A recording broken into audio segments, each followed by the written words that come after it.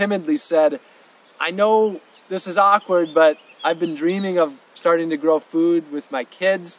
I just had to knock on the door and ask, and I walked them throughout my garden, sent them home with a bunch of food, and gardeners love that. Gardeners love to share their time and their knowledge. So get involved with local people. Joining a community garden is one of the simplest, easiest ways to do that if you can.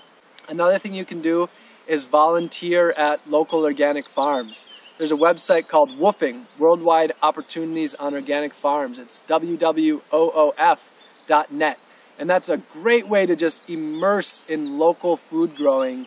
And you can also travel and do it as well. So there is no need to do it alone. The resources are out there, the knowledge is out there, the community is out there.